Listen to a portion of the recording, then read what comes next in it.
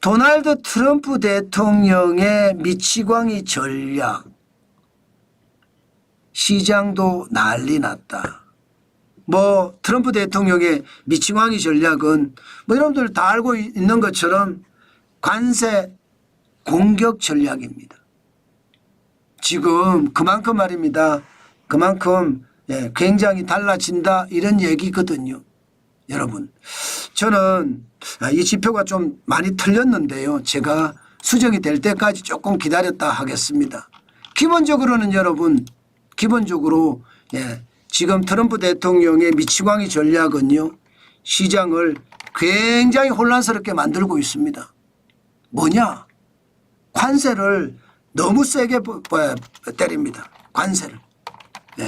관세를 너무 세게 때립니다. 그만큼 말입니다. 관세가 시장에는 엄청난 영향을 주고 있다는 뜻입니다. 엄청난 영향. 제가 봐서는 여러분, 시장이라는 게 진짜 장난 아니다 이런 생각이 들거든요. 당장 말입니다.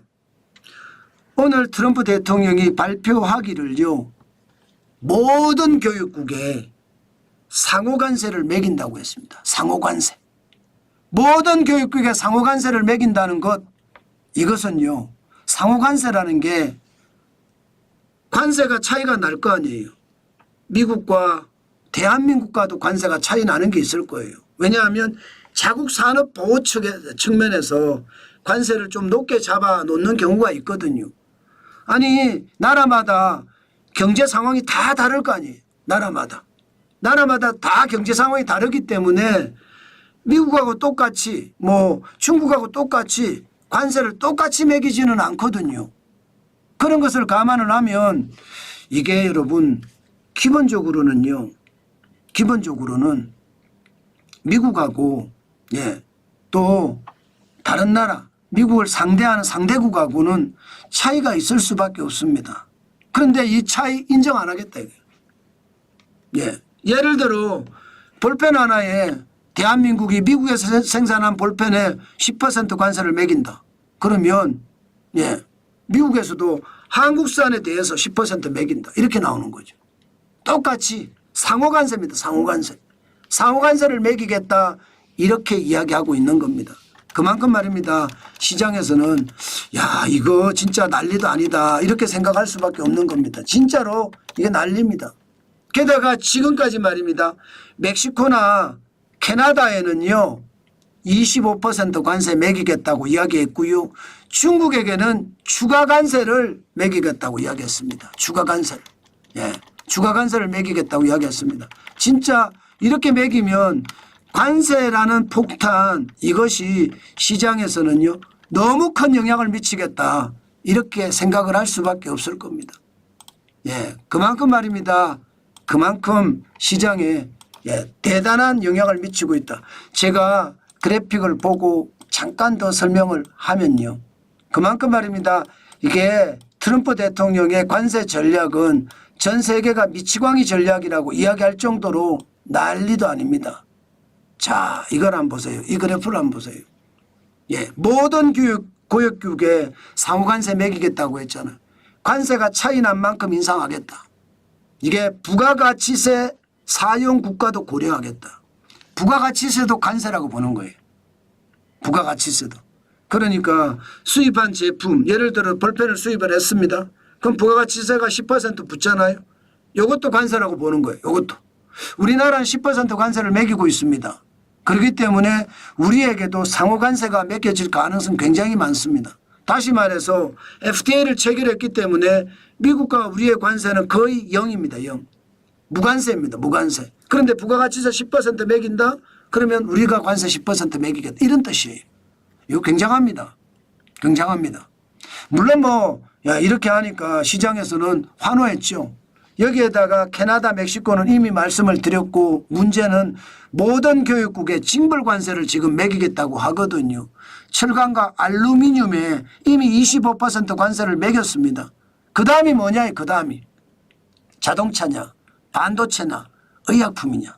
지금 미국의 관가에서는요 자동차와 의약품은 빠진다 이런 얘기가 있었는데 트럼프 대통령이 안 빠진다. 의약품에 대해서 말하지는 않았지만 자동차에 대해서는 안 빠진다 아예 규정을 했습니다. 그렇게 되면 여러분 미국 입장에서는 미국 산업이 좋겠죠. 네, 미국 산업 실제로 미국은요 물가가 오르는데도 생산자 물가가 오르고 소비자 물가가 오르는데도 신규 실업수당 청구 건수를 보면 떨어지고 있습니다. 21만 3천 명. 이게 평균이 4주 평균이 21만 6천 명인데 신규 실업수당 청구 건수가 21만 3천 명. 물가는 오르는데 좋다는 거예요. 경기는 좋다는 거예요. 그러면 이게 무슨 뜻이냐. 결국 말입니다. 관세를 매겨도 문제가 없다 이렇게 보는 겁니다. 관세를 매기면 오히려 미국 산업이 더 보호된다. 이런 생각도 굉장히 강하게 작동을 하고요. 게다가 러시아 우크라이나 전쟁에 대한 어떤 종전협상도 빨리빨리 진행이 될 거다. 이렇게 보니까 시장은 굉장히 긍정적으로 보는 거예요. 물가가 오르는 건 생각하지 않고 그냥 긍정적으로 보는 겁니다. 기술주 중심의 나스닥은 1.5% 올랐습니다. 295.69가 올라서 19,945.64 기록했습니다. 진짜 장난 아니죠. 네, 진짜 장난 아닙니다. 이거 오르는 거 보면 진짜 무식하다 생각할 정도로 많이 올랐습니다. 대형주 중심의 S&P 500도 1.04% 올랐습니다. 63.1이 올랐고요. 6,115.07까지 올랐습니다. 야, 이게 여러분 S&P 500이 6,115. 지금 올라갔으니까 거의 사상 최고치에 접근했어요. 지난 1월 24일에 6,128.18을 기록한 적이 있거든요. 그때 이후 최고치입니다. 그때 이후. 장난 아닙니다. 또한 다우산업지수 0.77% 올랐습니다. 이게 342.87이 올라서 44,711.4 43으로 마감했습니다. 이것도 말입니다. 다우산업이 44,700까지 올라갔습니다. 물론 45,000을 올라간 적이 있기 때문에 이게 순식간에 45,000을 올라갈 것 같아요. 45,073.63이 지난 12월 4일 날 사상 최고치였거든요. 지금 미국의 증시는 미국만 지금 계속 올라가는 미국만. 난리도 아니죠. 이렇게 올라가는 데는 아무래도 미국 산업이 보호된다. 이런 얘기가 굉장히 강하게 작동을 한다 이렇게 생각합니다. 그러면 우리 시장은 어떻게 될까요? 우리 시장은 미국 시장이 다 올라갔으니까 우리 시장 다 올라갈까요? 한번 보시죠 뭐. 필라델피아 반도체 지수 올라갔습니다. 5,156.38까지 올라갔어요. 많이 올라갔죠. 필라델피아 반도체 지수가 예상보다 많이 올라갔습니다. 1.29%는 올라갔거든요.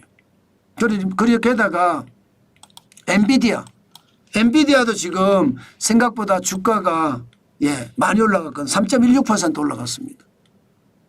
135.29달러. 그러면 삼성전자와 SK하이닉스는 어떻게 될까요? 당연히 좋아지겠죠. 당연히 좋아질 거라고 생각합니다. 게다가 애플은 241.53달러까지 기록을 했거든요. 애플도 보면 1.97%가 오른 숫자입니다. 그럼 IT가 오른다는 이야기잖아요. 그러면 LG 이노텍 같은 데가 좋아진다는 이야기인가요? 당연히 그렇게 분위기가 잡히고요. 테슬라가 사실은 굉장히 많이 떨어졌었거든요. 근데 결국은요 5.77% 오늘은 올랐습니다. 355.94달러를 기록했으니 이게 전기 쪽은 더 좋아지고 여기에다가 아무래도 2차 전지도 좋아진다 이런 얘기가 나올 수밖에 없겠죠.